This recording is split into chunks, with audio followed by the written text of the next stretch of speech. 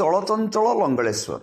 ଶୈବପୀଠରେ ଆନୁଷଙ୍ଗିକ ସୁବିଧା ସୁଯୋଗ ନଥିବାରୁ ଶ୍ରଦ୍ଧାଳୁଙ୍କ ମଧ୍ୟରେ ଅସନ୍ତୋଷ। ଜିଲ୍ଲା ପ୍ରଶାସନ ଦୃଷ୍ଟି ଦେବାକୁ ଅଞ୍ଚଳବାସୀଙ୍କ ଦାବି। ଦେବଦେବ ମହାଦେବଙ୍କ ଜାଗର ଯାତ୍ରା ପାଇଁ ଚଳଚଞ୍ଚଳ ହୋଇଉଠିଛି ବାବା ଲଙ୍ଗଳେଶ୍ୱର ଶୈବପୀଠ।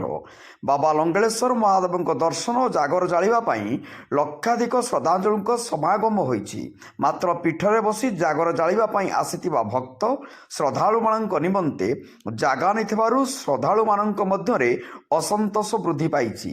ଏହାସହ ଏଠାରେ ଲକ୍ଷାଧିକ ଶ୍ରଦ୍ଧାଳୁଙ୍କ ସମାଗମ ହେଉଥିଲେ ମଧ୍ୟ ମନ୍ଦିର କମିଟି ପକ୍ଷରୁ ଗୋଟିଏ ହେଲେ ମଧ୍ୟ ଅସ୍ଥାୟୀ ଶୌଚାଳୟ ନଥିବାରୁ ତୀବ୍ର ପ୍ରତିକ୍ରିୟା ପ୍ରକାଶ ପାଇଛି।